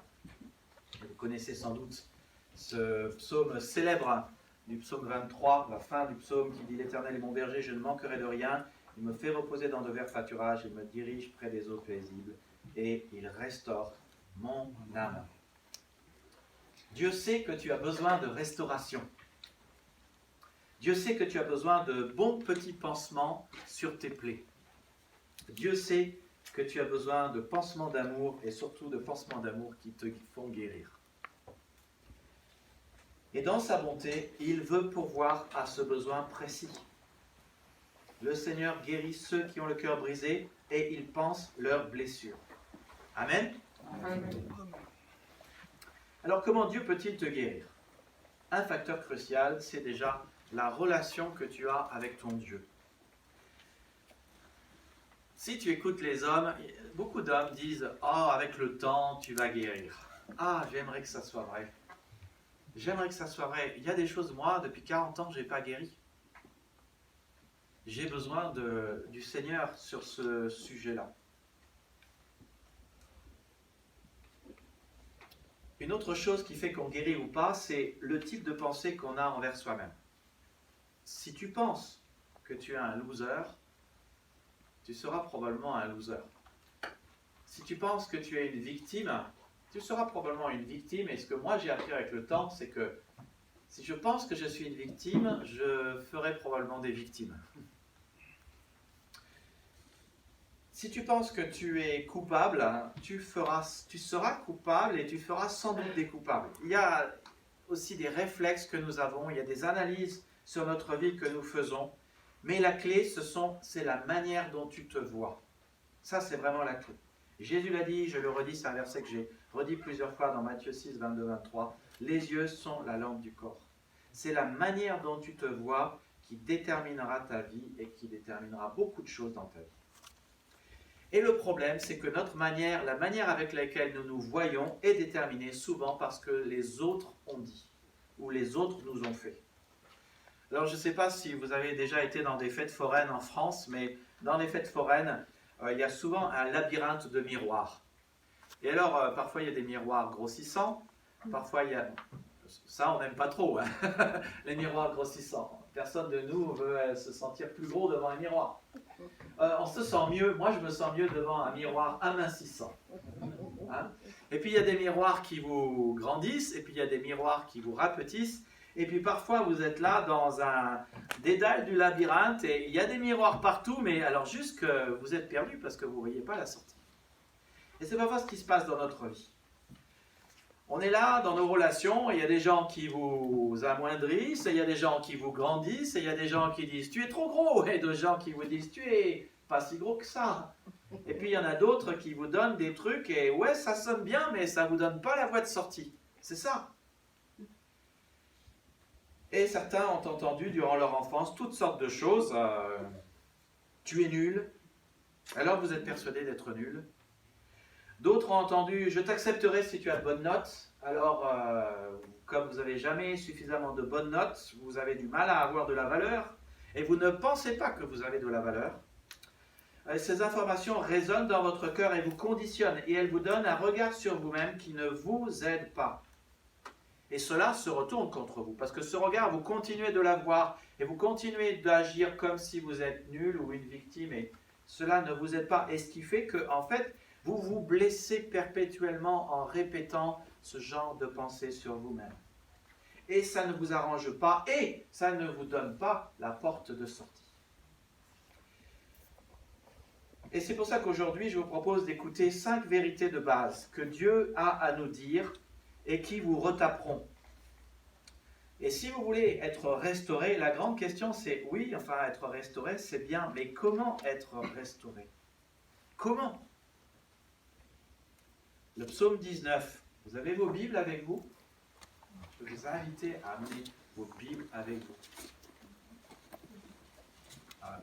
Je pensais tout à l'heure à Béatrice qui disait « J'assure, mais je me sens bien seule et fatiguée. » On sentait que la fatigue était là. Moi, parfois, Je fais. Moi, parfois, je suis aussi fatigué. Alors, je pense que d'ici quelques temps, il y a des choses que je ne vais plus faire. Alors, je suis désolé pour ceux qui sont en ligne, mais moi, je fais, mais je pense qu'on va arrêter la vidéo, tout simplement. Bon, ça sera en différé, mais moi, je vais arrêter parce que je fais beaucoup, et parfois, je suis vraiment fatigué. Eric, il le sait, hein, fatigué. Mais voilà la bonne nouvelle. Pour Nicolas et pour vous, pour chacun de nous, voilà une bonne nouvelle qui restaure. Psaume 19, verset 8. Alors, je la lis dans la français courant, je la lirai dans la Louis II. La loi du Seigneur est parfaite, elle rend la force de vivre. Louis II. La loi de l'Éternel est parfaite, elle restaure l'âme. Si bien que si vous êtes fatigué, si vous avez besoin d'être restauré, prenez dans votre semaine du temps tout seul avec Dieu. Le temps que vous avez. Si vous êtes encore fatigué après, prenez encore plus de temps. Si vous avez 1 heure à donner, donnez 1 heure. Mais si ça ne suffit pas, donnez 2, donnez 3, donnez 4, donnez 5. Donnez une journée entière. On peut passer une journée entière sans acheter. La preuve, hier, c'était la journée, tous les magasins étaient fermés, ou presque. Passez une journée entière avec le Seigneur à lire sa parole et à simplement vous laisser vous restaurer par ses vérités bienfaisantes. Et vous verrez, ça le fera. Et ça marchera comme ça. Donc 5 vérités de base sur lesquelles construire ta vie. 5 vérités importantes qui te restaurent. La première, c'est que je suis accepté. Vous êtes accepté. C'est une vérité plutôt sympa. Je suis toujours prêt à l'accepter parce que c'est sympa d'être accepté. Nous cherchons tous d'être acceptés dans notre vie et nous recherchons l'acceptation de tout le monde dans notre vie. L'acceptation de nos parents, l'acceptation de nos pères, l'acceptation de nos amis, de notre famille. C'est un besoin fondamental. Et pour ce besoin fondamental, nous sommes prêts quasiment à faire n'importe quoi. N'importe quoi. Je l'ai déjà dit, mais quand nous avons commencé notre vie pastorale à Caen, nous devions acheter une voiture. Et j'avais devant moi 2 choix. La 405, elle me plaisait bien la 405 à l'époque. Et puis, non, mais je me suis dit, je ne peux pas acheter une 405 parce que les chrétiens dans l'église vont dire que j'ai de l'argent. Et avoir de l'argent, c'est mal. C'est ce que je pensais à l'époque. Avoir de l'argent, c'est mal. Ce n'est pas ce qu'a dit le Seigneur. Donc, nous allons acheter une R19. Ça, c'est plus raisonnable. Ça va être acceptable et accepté par les chrétiens. Et au moins, ils ne vont pas me descendre si j'achète une R19. Et ça n'a pas empêché une des paroissiennes de me dire que j'avais une voiture de fonctionnaire. Alors je l'ai regardé, j'ai du mal à comprendre, je lui ai dit tu peux me traduire en français courant ce que ça veut dire une voiture de fonctionnaire? Et c'était pas un compliment. Quand je lui ai demandé, c'était pas un compliment. Nous pensons que si nous étions parfaits, si j'avais une apparence parfaite, si mes prédications étaient parfaites, si ma voiture est parfaite, si ma femme est parfaite, si mon chien est parfait, si mon poisson rouge est parfait, alors tout irait bien. Et que nous serions acceptés par les autres. Mais la vérité, c'est que Jésus-Christ était parfait et il a complètement été rejeté par les gens. Le problème, c'est pas que nous soyons parfaits pour être acceptés par les gens. Le problème, c'est que quand les gens regardent les autres, ils s'attendent à de la perfection et ils ont de l'imperfection. Alors, en retour, ils se mettent à rejeter les autres. Et oui, et ça c'est vrai, et c'est la réalité. Pour les hommes, ce que tu fais ne suffira jamais. Et si tu essayes d'en faire plus, tu vas t'épuiser à la tâche. Tu as besoin d'être accepté. Alors, et c'est important, sache que Jésus veut répondre à ce besoin. Jean 6, 37. « Je ne rejetterai jamais, a dit Jésus, celui qui vient à moi. » Jésus n'a pas dit « je t'accepterai si tu n'as pas de problème ». Jésus n'a pas dit « je t'accepterai si tu n'as pas de péché ». « Je t'accepterai si tu obéis aux 10 commandements ». « Je t'accepterai si tu m'aimes suffisamment ». « Je t'accepterai quand tu seras suffisamment bon ». « Je t'accepterai quand tu auras des bonnes notes ». Non, il n'y a pas de condition. Jésus a dit « si tu viens à moi, je t'accepte ». Et c'est pour cela, et je le rappelle, que dans notre église, tout le monde est le bienvenu. Alors, récemment, j'ai eu de nouveau cette discussion avec une chère sœur et j'ai dû réexpliquer ce que ça veut dire. Ça ne veut pas dire qu'on est d'accord avec tout ce que la personne fait. C'est pas parce que dans le ciel, dans Apocalypse 21, il est dit que les débauchés, les adultères, les immoraux n'auront pas leur place, que nous n'acceptons pas tout le monde dans l'église. Nous acceptons tout le monde dans l'église parce que nous croyons que tout le monde doit être au contact de la bonne nouvelle et de Jésus pour aller mieux. Et c'est pour ça que tout le monde est accepté. Même si vous avez fait de gros péchés, oui. Que tous ceux qui n'ont jamais fait de gros péchés lèvent la main. Eh oui, aucune main se lève. Moi le premier. Même si vous vous sentez nul, oui, Jésus vous accepte. La plupart d'entre nous, nous ne sommes, et en fait, aucun de nous n'est né chrétien. Un jour, nous sommes venus à l'église, un jour, nous sommes venus à Jésus, un jour, nous avons franchi la ligne, un jour, nous avons choisi Jésus, nous l'avons accepté, mais en fait, et voilà ce que la Bible nous rappelle, c'est qu'en fait, le Christ nous a accueillis, le Christ nous a reçus. Nous avons choisi Dieu, mais voilà aussi ce que la Bible rappelle, c'est non seulement Jésus nous a acceptés, reçus, mais il nous a aussi choisis. Vous, par contre, vous êtes une lignée choisie. Alors, moi, quand j'étais à l'école primaire, je me souviens, moi j'étais dans une école d'un quartier populaire, voire chaud, de Limoges, qui s'appelait le Sablard. Maman était professeure au collège à côté. J'étais dans l'école primaire ici, et alors régulièrement, les garçons de la cour se tapaient une partie de foot. Alors il y avait deux capitaines, il y avait le premier capitaine qui se mettait là, le deuxième capitaine qui se mettait là, et puis chacun choisissait un des élèves qui se tournait autour. Et moi, j'étais toujours le dernier. Pourquoi? Parce que le foot, c'est pas mon truc. Je suis meilleur en basket, je suis meilleur en volley, je suis meilleur en ping-pong, mais le foot, c'est pas mon truc. Je sais pas pourquoi, c'est comme ça. C'était toujours désagréable de voir que, il y en avait un qui disait, bon bah Nicolas, je te prends, mais c'est bien parce qu'il faut que je prenne le dernier qui reste là. Voilà. Et ça, c'était jamais bon pour le moral. Et d'avoir été le petit dernier de la famille, où tout le monde était occupé, et papa et maman, ça n'allait pas très fort à ce moment-là. Et moi, j'avais toujours l'impression d'être le petit abandonné.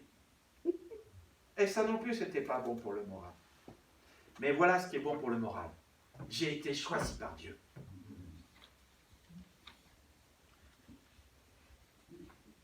Parce que le fait d'avoir été choisi par Dieu, ça me montre que j'ai de la valeur à ses yeux. Et ça, c'est le deuxième point. Et je ne suis pas en train de parler... Je ne suis pas en train de parler de la valeur de l'argent que tu as en banque, en parlant de valeur, parce que ta valeur n'est pas déterminée par la valeur de ton compte en banque. Ni par la montre que tu portes, d'ailleurs. Parce que je rappelle qu'une Rolex, je ne sais pas combien ça vaut, mais c'est un truc du genre 50 000 €. Mais une Rolex, c'est toujours autant à l'heure qu'une montre même que la Blanche-Porte t'offre. Hein. Elles fonctionnent toutes les deux. Hein. Mais c'est pas parce que j'ai une Rolex que j'ai de la valeur, ou une montre de Blanche-Porte que j'ai de la valeur. Moi, j'ai pas de montre, et alors ça va très bien. La vie d'un homme ne dépend pas des biens qu'il possède. Rappelle Jésus. Merci Jésus de nous rappeler cela. Tu as de la valeur parce que Dieu te voit comme tel. Et David lui-même dit « Je suis une créature merveilleuse ». C'est le psaume 139, verset 14. Dieu a un regard sur toi très différent de celui que tu as. Et c'est un regard favorable, c'est un regard merveilleux, positif, bienfaisant et un regard de grâce. Et je ne sais pas si, quand tu te vois, est-ce que tu as un regard favorable sur toi-même? Ou est-ce que tu es tout le temps en train de te dire « j'en ai pas fait assez » Est-ce que tu as un regard positif? Ou est-ce que tu es en train de dire « tu es négatif vis-à-vis de ton sujet » Est-ce que tu as un regard bienfaisant? Est-ce que quand tu te regardes, tu te fais du bien? Pourquoi te faire du mal puisque Dieu a un regard bienfaisant sur toi? Est-ce que tu as un regard de grâce? Ok, il y a peut-être plein de choses que tu ne mérites pas, mais Dieu te les accorde, donc tu peux les prendre. Deux choses déterminent la valeur d'un objet. La première, c'est l'identité du propriétaire. Supposons que tu as exactement la même moto que Johnny Hallyday avait. Quelle moto vaudrait le plus? La tienne ou la sienne? Il en est de même pour toi. 1 Jean 4,4 dit « Vous appartenez à Dieu ». 1 Corinthiens 6,19 « Vous ne vous appartenez pas à vous-même ». Le jour où nous sommes venus à Christ, nous l'avons accepté comme sauveur et nous sommes nés dans une nouvelle famille. Et donc Dieu est notre Père et nous appartenons à notre Père. Nous lui appartenons. Tout le monde a été créé par Dieu, mais tout le monde ne lui appartient pas. C'est seulement ceux qui croient en Jésus qui appartiennent à Dieu. Deuxième facteur déterminant, c'est la valeur d'une chose qu'elle a sur le marché. Si vous voulez connaître la valeur d'une chose, c'est le prix qu'elle a sur le marché. On a acheté notre Scénic il y a je ne sais plus combien d'années, on commence à avoir une vieille bagnole. À l'époque, on l'a acheté 9 000 €. Si aujourd'hui elle a 210 000 km, 14 ans, quelqu'un veut l'acheter, personne ne veut l'acheter. Si je la mets sur le marché, supposons que je la mette sur le Bon Coin à 12 000 €, je sais que j'aurai 0 coup de téléphone. C'est sûr. C'est même pas la peine d'essayer de la mettre, ça serait du temps perdu. Mais si j'essaye même de la vendre à 1 000 €, je pense, c'est bien, on n'est plus en direct là. Il n'y a plus de, je ne sais pas ce qui se passe, mais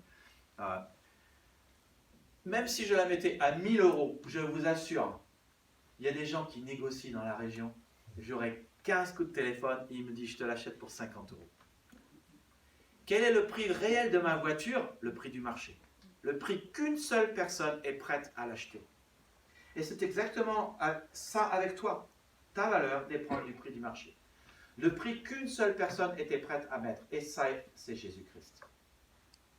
Dieu vous a acheté très cher pour vous rendre libre. 1 Corinthiens 6, 20. Et ce n'est pas par des choses périssables, argent ou or, que vous avez été rachetés de la vaine manière de vivre héritée de vos pères, mais par le sang précieux du Christ. Comme d'un agneau sans défaut et sans tache. Et là, la parole de Dieu nous rappelle que l'argent et l'or périssent. L'inflation est plus haute que les pourcentages d'intérêt sur le livret A. L'argent et l'or, ça périt. Mais le sang de Jésus-Christ est beaucoup plus précieux que l'argent et l'or. Et il a été versé pour toi à la croix. Et si jamais il est arrivé que tu sois en panne d'estime de toi, en panne de valeur, regarde au prix qu'il a désiré mettre pour te libérer. Le sang de Christ à la croix est la preuve de ta valeur. Et Jésus crucifié, bras ouverts, c'est comme s'il te disait, tu as de la valeur à mes yeux, une valeur infinie. Regarde combien je t'aime. Alors lorsque les gens vous disent que vous n'avez pas de valeur et que vous êtes nul, Jésus à la croix dit non, tu n'es pas nul et tu n'as pas de valeur. Tu as de la valeur. Tu as du prix à mes yeux. Tu comptes pour moi. Il faut cliquer un peu plus vite là, sur la vidéo. Tu as du prix pour moi et tu comptes beaucoup pour moi. Donc vous avez de la valeur, vous êtes accepté. Et la troisième vérité qui met du baume au cœur, c'est que vous êtes aimé. Et je ne me lasserai pas de le dire, et je le redirai toujours, parce que c'est l'essence même de la bonne nouvelle de Jésus-Christ. Il y a plus de textes qui parlent de l'amour de Dieu pour toi dans la Bible qu'aucun autre texte, qu'un autre livre. Tu as du prix à mes yeux, tu comptes beaucoup pour moi, et je t'aime. C'est la vérité la plus claire de toute la Bible. Dieu vous aime. Et c'est celle qui fait le plus de bien, qui est la plus dite dans la Bible. Tu es aimé grandement, inconditionnellement, vivement, inébranlablement et éternellement. Et vous connaissez ce verset, je l'ai cité souvent. Même si les collines venaient à s'ébranler, même si les montagnes venaient à changer de place, l'amour que j'ai pour toi ne changera jamais. L'engagement que je prends d'assurer ton bonheur restera inébranlable. C'est moi, le Seigneur, qui te le dit, moi qui te garde ma tendresse. L'amour de Dieu vous dit, oui, tu as beaucoup de valeur, tu as du prix à mes yeux, tu comptes pour moi, je t'aime. Et c'est important que nous remettions toujours l'amour de Dieu au centre de tout. J'apprécie que peut-être certains d'entre vous, vous avez lu le courriel que j'ai envoyé. Est-ce qu'il y a des sujets de prière qui vous ont frappé cette semaine? Hein? Plus fort, pardon? Les décès. Ok. Il y a des décès. Engine vient de perdre son papa. Vous pouvez aussi prier pour elle. C'est extrêmement douloureux. Oui. Cette semaine, mardi matin, la présidente du culte israélite m'a appelé me demandant si je viendrais à une célébration œcuménique avec tous les maires de la région et tous les responsables religieux de la région. Ah ben j'ai dit oui tout de suite. J'avais tout à fait le sentiment que le Seigneur nous appelait à ça. Et m'appelait à cela. Et c'était pour manifester contre l'assassinat de cet agent administratif du commissariat de Rambouillet et pour manifester contre Sarah Halimi. Allez voir sur Wikipédia, tapez Sarah Halimi, H-A-L-I-M-I. Comment elle a été assassinée pendant 20 à 30 minutes. Et comment l'État français, la justice française vient de décider d'un non-lieu vis-à-vis de cette personne qui a tué Sarah Halimi. Et moi je me suis dit, oui, il faut se lever. Oui, il faut parler. Mes amis, quand les bonnes personnes ne se lèvent pas pour faire les bonnes choses, le mal continue à progresser. Et c'est ça le problème parfois. Parfois, la difficulté est là, le mal est là, et nous ne faisons rien. Nous disons, oh, encore un drame. Et nous passons notre route. Alors que la drogue monte, alors que les problèmes psychologiques montent, alors que les gens sont dans la dépression, qu'ils ont des bouffées de délire et qui se mettent à faire n'importe quoi et tuent n'importe qui, et la personne ne serait pas jugée. Et nous, en tant que chrétiens, nous devons nous lever. Nous devons nous lever. Bon, je rappelle quand même que dans l'alliance avec Noé, Dieu a dit que si quelqu'un tuait quelqu'un, Dieu demanderait des comptes à cette personne. Et je peux vous dire, il vaut mieux pas se trouver face à Dieu pour lui rendre des comptes sur ce sujet-là. Mais au cœur de ce que j'ai... Donc je vous remercie pour ceux qui ont prié pour moi. Merci à Marie d'avoir prié pour moi. Mais au cœur de ce que j'ai dit ce jour-là, l'Évangile. Dieu nous a créés par amour, pour nous aimer. Pour que nous ayons une relation d'amour avec lui. Que nous soyons aimés par lui et que nous puissions l'aimer en retour. Et je me suis aussi permis de rajouter que nous croyons en tant que chrétiens, j'étais le seul chrétien hier, nous croyons en tant que chrétiens que Jésus-Christ est mort pour nos péchés afin que nous puissions être en paix et réconciliés avec Dieu. Et que donc ces deux composantes de base, l'amour et la paix, soient au centre de notre vie. Ça va les écrans là? Voilà. Oubliez les écrans, prenez les notes, tout est ici. Oubliez les écrans, on peut tout éteindre. Ça distrait tout le monde, c'est plus simple de lire ici. Donc je rappelle que l'amour de Dieu est au centre de tout dans notre vie et c'est le centre de l'Évangile, est un tout. J'aimerais rappeler aussi que c'est au centre de l'amour, c'est au centre de la stabilité de notre monde. Aujourd'hui, au centre de la stabilité de la France et du monde entier, il y a les familles. Et le centre de la stabilité des familles, c'est le couple. Et le centre de la stabilité du couple, c'est l'amour. Le problème avec l'amour, c'est que des hommes et des femmes s'engagent inconditionnellement par les vœux du mariage et ils se disent « je t'aimerai jusqu'à ce que la mort nous sépare ». Et un jour, il y a une belle femme qui passe devant l'homme et il décide de suivre la femme. Et là, il se dit « bah en fait, je t'aime plus ». Non, en fait, c'est que tu n'as pas tenu tes yeux et ton cœur, c'est tout. Les vœux sont à respecter. Aujourd'hui, on dit « je t'aime jusqu'à ce que la mort nous sépare » et demain, on dit « je ne t'aime plus, séparons-nous ». Mais le dessein de Dieu pour le mariage et pour nos familles, c'est justement d'être le reflet de son amour inconditionnel. Jusqu'au bout, jusqu'à la mort, comme le Christ, le couple est censé refléter l'amour de Christ et l'engagement de Christ. Jusqu'à la mort, un amour inconditionnel. Et quand nous expérimentons l'amour inconditionnel de Dieu au sein de notre cœur et que nous vivons cet amour inconditionnel envers notre épouse dans un engagement qui s'appelle le mariage, nous reflétons la lumière de l'amour inconditionnel de Dieu sur les autres.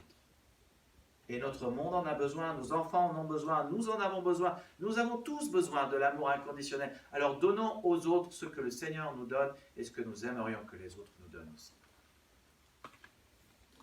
Comme Dieu l'a dit dans ce passage d'Ésaïe 54, 10, il a bien dit, même si les collines venaient à s'ébranler, même si les montagnes venaient à changer de place, et on pourrait continuer, même si les restaurants sont fermés, même si on ne peut plus aller au cinéma, même si la vie est difficile, même si peut-être on va vivre toute notre vie avec le Covid, même si papa et maman meurent, mon amour sera là pour toi, Seigneur.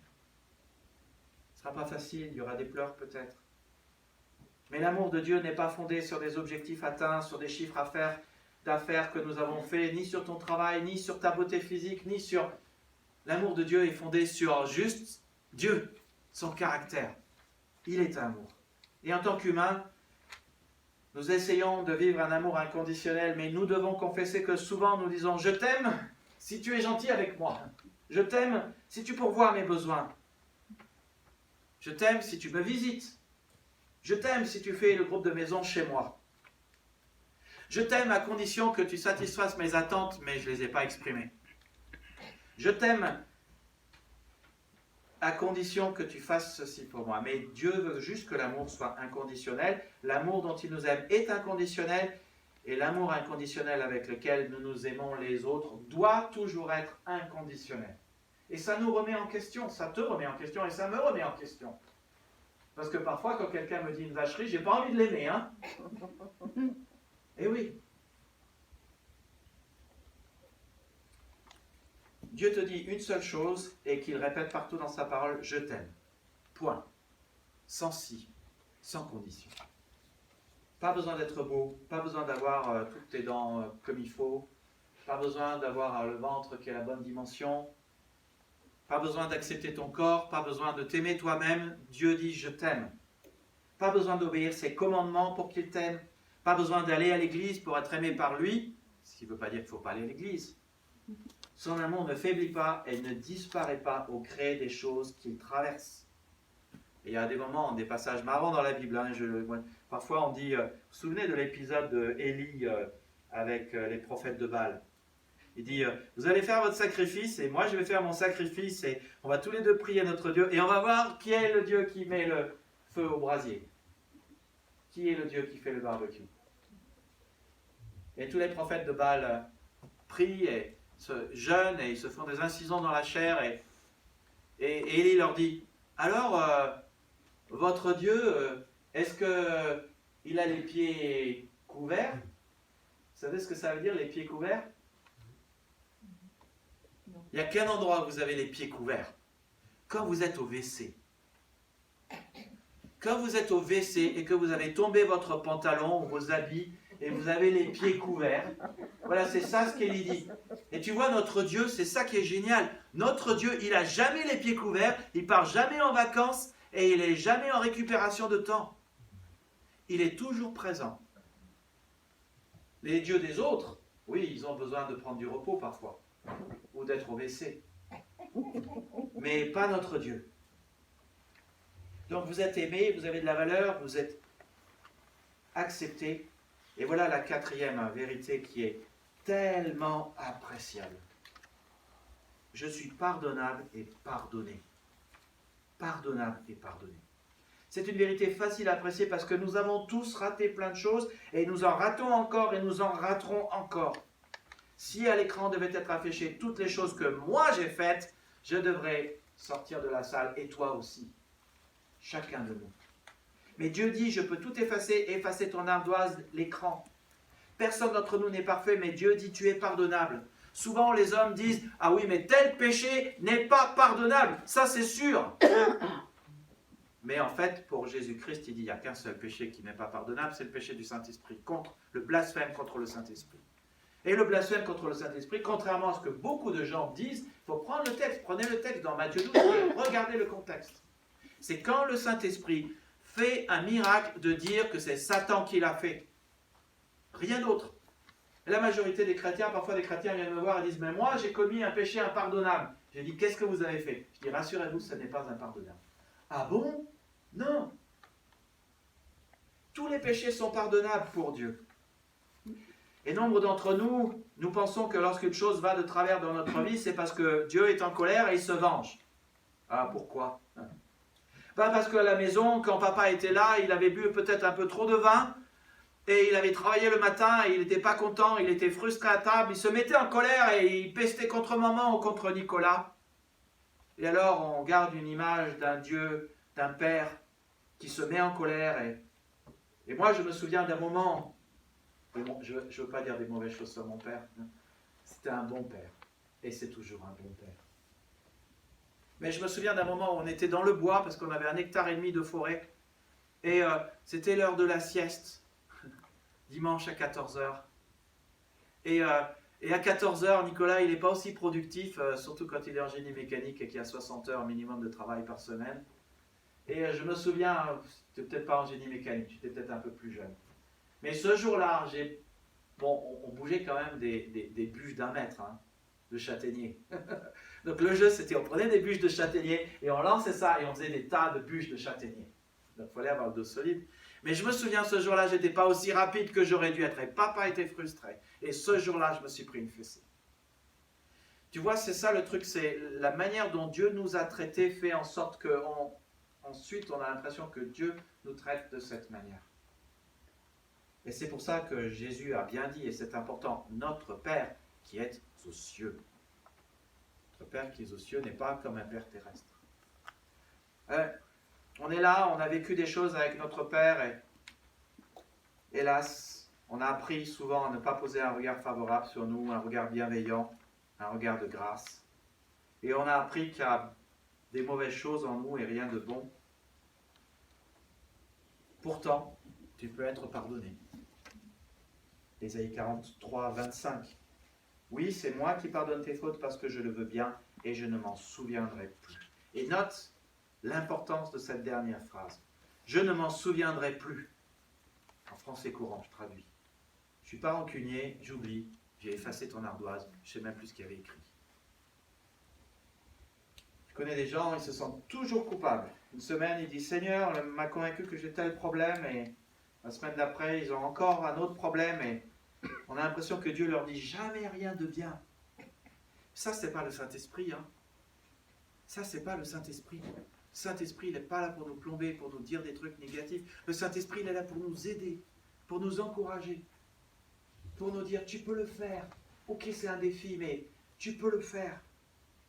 Pour nous réconforter, pour nous consoler. Certains d'entre nous, nous pensons que Dieu nous dit, t'as pas assez travaillé, pas assez fort, pas assez longtemps. Une voix résonne en nous, tu n'es pas à la hauteur. Et on croit que c'est Dieu qui nous parle. Est-ce que c'est vraiment Dieu qui nous parle? Ou est-ce que c'est la voix de nos parents qui nous parle, qui résonne en nous? Que vous ayez commis le mal ou non, Dieu dit simplement, je ne me souviens plus de tes péchés. Beaucoup, nous pensons qu'une fois arrivés au ciel, Dieu nous dira, je vais repasser avec toi tout ce qui s'est passé dans ta vie. Mais non, le texte dit, Ésaïe 43, 25, je ne m'en souviendrai plus. Et on sera là, on dira à Dieu, Seigneur, tu n'aurais pas oublié quelques points là, de ma vie? Et Dieu dira, oui, en fait, j'ai oublié quelques points de ta vie. Donc, on n'en parle pas. Dieu dit clairement, celui qui croit en Jésus passe par-dessus le jugement. Il ne vient pas en jugement. Jean 5, 24. Le film de votre vie est déjà détruit. Le fichier a été effacé. Dieu a oublié votre ardoise. Vous êtes accepté, vous avez de la valeur, vous êtes aimé, vous êtes pardonné. Et voilà mon dernier point, et qui est un point qui est tellement important. 5e point. 5e vérité de base sur lequel tu peux construire ta vie et te reconstruire et être restauré. C'est que tu es capable. Tu es capable. Je suis capable. Alors je sais, je me souviens, une situation, c'était dans la famille de Priscille, l'un des enfants arrive et tout fier, il vient à papa et dit, papa j'ai eu 15. Et papa il dit, c'est bien, mais tu aurais pu avoir 20. Et parfois, c'est ce qui se passe dans notre vie, tu vois. Et on a enregistré que quoi qu'on fasse, ça ne suffit pas. Ça ne suffira jamais. Et même si vous essayez plus fort, vous n'êtes pas capable d'atteindre le 20. Qui peut avoir un 20 sur 20? En France, c'est presque mission impossible. On vous a dit, tu ne peux pas te mesurer à mon standard. Et donc, tu as cru que tu ne peux pas te mesurer au standard, à tes standards, au standard des autres, au standard de Dieu. Satan lui-même te dit, tu n'es pas capable. Regarde, Dieu t'a de nouveau pardonné, Dieu t'a dit, vas-y, fais ceci, et encore une fois, tu t'es vautré et tu es tombé. C'est la preuve, tu n'y arrives pas, tu es un bon arrière. Satan nous le dit aussi. Vous vous souvenez ce que j'ai dit la dernière fois? La vraie question, ce qui est important, c'est qu'est-ce que dit Dieu? Pas qu'est-ce que tu dis. Même si Dieu valorise ton point de vue et ton ressenti et veut l'entendre et l'accepter, et moi aussi. Mais ce qui compte, c'est que dit le Seigneur réellement sur le sujet. Eh bien, d'après lui, tu es capable. Alors, admettons que Dieu veuille effectivement que tu aies de bons résultats à l'école ou au travail, parce qu'il veut que tu sois un bon témoignage. Il ne faut pas l'oublier. Le Seigneur a dit que nous sommes la lumière du monde. Alors, on ne brille pas en ayant des mauvaises notes. Ça, c'est plutôt être une étoile noire. Une étoile qui brille, c'est une étoile lumineuse, avec de la lumière. Et la lumière, c'est le bien. C'est plutôt des bonnes notes. Mais je me permets de préciser que la vie, la volonté de Dieu ne se résume pas à avoir de bons résultats. Il y a beaucoup plus que cela. Je ne dis pas que ce n'est pas du tout important. Je dis simplement que c'est peut-être pas le plus important, ou peut-être pas la seule chose importante. Ne me faites pas dire ce que j'ai pas dit. J'ai pas dit qu'il ne faut pas ne pas avoir un bon témoignage. J'ai pas dit qu'une bonne note, c'est pas important. Je dis juste, c'est peut-être pas la seule chose importante. Il y a aussi les relations. Il y a aussi ce que dit le Seigneur, l'amour au centre de tout. Expérimenter l'amour du Seigneur et transmettre l'amour du Seigneur aux autres, à vos parents. Vos parents ont aussi besoin d'amour. Vos frères et sœurs ont aussi besoin d'amour. Votre femme, votre époux a aussi besoin d'amour. Il y a aussi la question de la paix, vivre en paix. Voilà une chose qui est importante. Dans ce monde où on se blâme de plus en plus, Noisiel, mardi soir, 12 coups de feu ont été tirés sur un jeune homme musulman du nom de Junior. 12 coups de feu à bout portant. Nous avons besoin de paix dans ce monde. Et qui va amener la paix? Qui va amener l'amour? Nous. Ça, c'est important. Et puis, il y a aussi le fait d'être bien en soi. Dieu nous a envoyé son Fils Jésus-Christ, certes pour nous sauver, mais aussi pour que nous soyons heureux, contents, que tout aille bien dans notre vie. Oui, pour que nous ayons du fun, pour qu'il y ait de la joie. Sinon, Jésus n'aurait pas dit les béatitudes. Heureux les pauvres en esprit, heureux ceux qui pleurent, car ils seront consolés. Ce qui préoccupe Dieu, c'est ta relation avec lui et avec les autres. Est-ce que tu mets l'amour au centre de tout? Est-ce que tu mets la paix au centre de tout? Ou est-ce que c'est ton ego au centre de tout? Ou est-ce que tu mets le bien au centre de ta vie? Et tu vois, les choses dont je parle ici sont en fait des choses que Dieu attend de toi, mais aussi Dieu te rend capable de les faire. Dieu te rend capable d'aimer. Dieu te rend capable de faire la paix. Dieu te rend capable de rechercher le bien. Et que ce soit dans tes notes ou ton bien-être intérieur, Dieu te rend capable.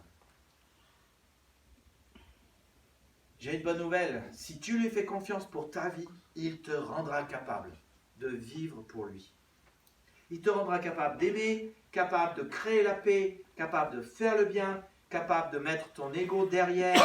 Tu pourras dire non au mal et oui au bien. Comment je le sais?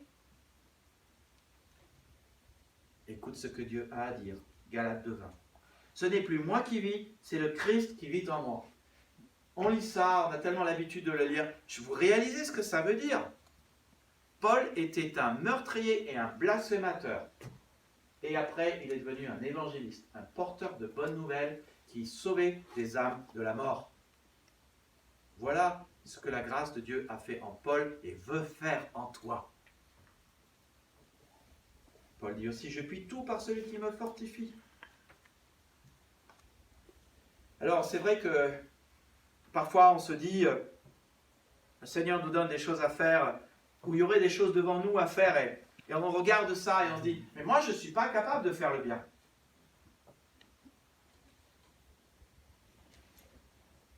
Apporter la bonne nouvelle à quelqu'un qui ne connaît pas le Seigneur et lui tendre la perche pour qu'il puisse se convertir.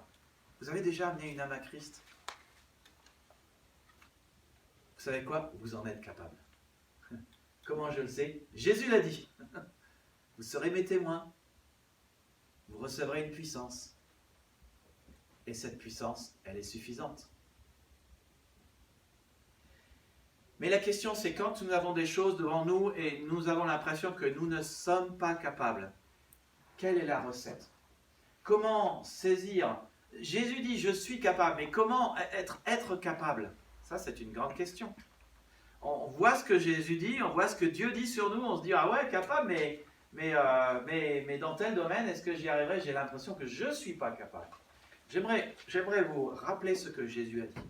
La recette pour être capable se trouve dans Jean chapitre 15 et dans le psaume 1. Je suis sec, vous êtes les sarments et vous allez porter du fruit. Et vous savez quoi? C'est pas compliqué de porter du fruit, il n'y a qu'une seule chose à faire. Demeurez en moi. Et comment est-ce qu'on demeure en moi? Demeurez dans ma parole et demeurez dans mon amour. Soyez connectés et branchés à mon amour et ma parole. Et quand vous lisez la parole de Dieu et vous passez du temps avec Jésus, dans votre culte personnel et aussi connecté au corps du Christ dans les groupes de maison, c'est ça la valeur des groupes de maison, vous demeurez dans son amour et vous demeurez dans sa parole et alors naturellement, sans faire exprès, vous portez du fruit. C'est le Christ qui vit en nous. Et soudainement, on devient capable de faire des choses dont on ne pensait pas qu'on pourrait être capable. On s'imaginait qu'on ne pourrait jamais faire cela. Moi, si on m'avait dit, quand j'étais petit, à 15 ans, 16 ans, qu'un jour je serais pasteur, j'aurais dit, ça se peut pas, je n'aime pas parler en public. Je suis timide, j'ai les genoux qui s'entrechoquent quand je parle. Je suis le petit d'une dernière famille, le petit dernier d'une famille, sans importance. J'ai des mauvaises notes, je ne suis pas bon en anglais, ne racontez pas que je vais étudier en anglais. Je ne suis pas bon en allemand, ne racontez pas que je vais partir 5 ans en Autriche. Je ne suis pas bon en français, ne racontez pas qu'un jour j'écrirai des messages. Ça n'est juste pas possible. C'est le Christ qui vit en moi. Et le Christ qui vit en moi est le même Christ qui vit en toi. Les plans peuvent être différents, mais c'est le même Christ qui te rend capable et qui porte du fruit. Et c'est le plan de la rédemption en Jésus-Christ. Alors je sais, aujourd'hui, nous vivons à l'ère de la mauvaise estime de soi. Il suffit de regarder notre manière de vivre. Nous essayons de vivre sans Dieu. Nous essayons de vivre à la hauteur de nos standards. Et à cause de ça, nous nous décevons constamment. Mais ce n'est pas comme cela que Dieu nous voit. Et je sais que nous vivons aussi dans une ère d'insécurité. Nous avons besoin de sécurité. Mais pour être en sécurité et pour être capable, tu as besoin de demeurer dans quelqu'un qui t'estime réellement et qui te garantit ta sécurité. Et cette personne s'appelle Jésus. Elle a dit, personne n'arrachera les brebis de ma main et personne ne peut rien arracher de la main de mon Père. Et si tu veux être capable, il faut juste demeurer dans cette personne. Beaucoup de personnes aujourd'hui ont des sentiments de mauvaise estime de soi et d'insécurité. Comment renverser cette tendance? Il n'y a qu'une solution. Remplacer les vérités que vous croyez être des vérités, mais qui sont en fait ce que vous croyez par les vérités que Dieu a dit. Jésus a dit, si vous êtes mes disciples, demeurez dans ma parole. Vous connaîtrez la vérité et la vérité vous rendra libre. Et bon nombre d'entre nous, nous avons des blessures majeures parce que nous avons donné de l'importance à des personnes qui nous ont blessés. J'en suis navré et je vous comprends trop bien. Mais je sais ici qu'il y a une famille spirituelle dont les membres ont traversé des choses semblables et qui s'en préoccupent. Et elle vous donnera de l'espoir et elle vous aidera à guérir. Et des études ont montré que l'estime de soi remonte lorsque vous pensez au positif que pense la personne la plus importante de votre vie. Et Jésus est le seul qui pense des choses positives à votre sujet.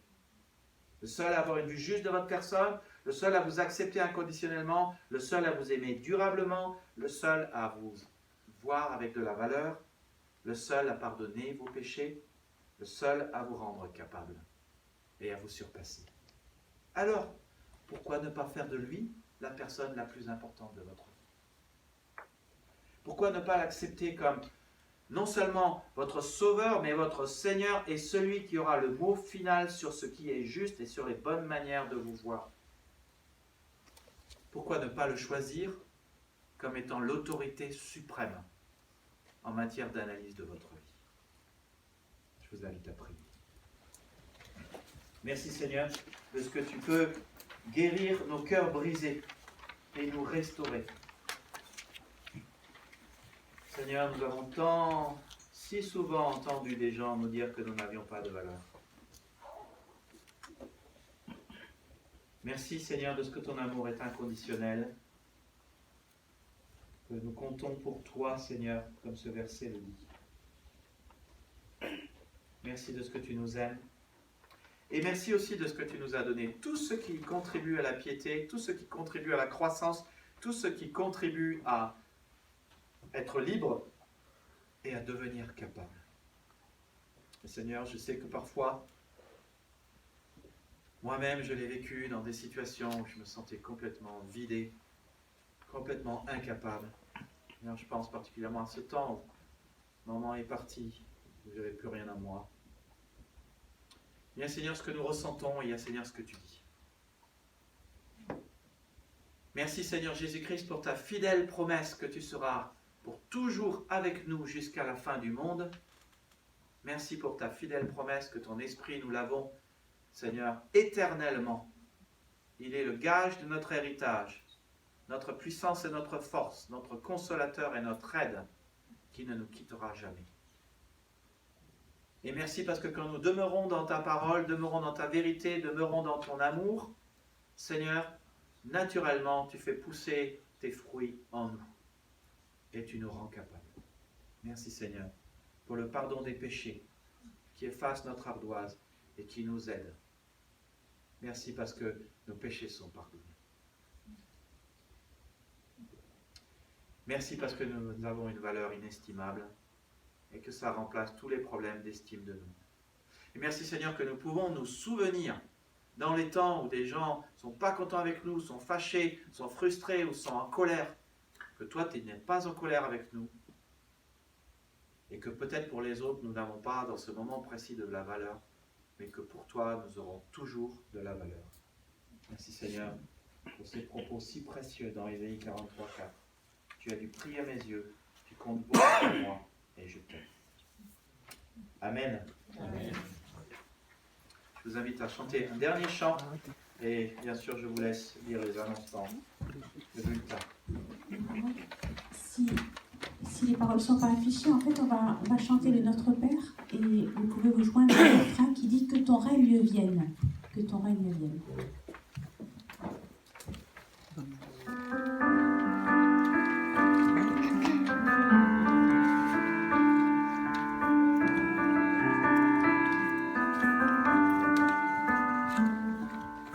Notre Père qui es aux cieux, que ton nom soit sanctifié, qu'il soit connu en tout lieu, qu'il soit loué, honoré. Notre Père, nous te prions, que ton puissant règne vienne, que ta volonté soit faite sur la terre comme au ciel, que ton règne vienne, que ton règne vienne, que ton règne vienne sur la terre, que ton règne vienne, que ton règne vienne, que ton règne vienne à la paix. Donne-nous au jour le jour notre pain pour nos besoins. Apprends-nous au long des jours à dépendre de ta main.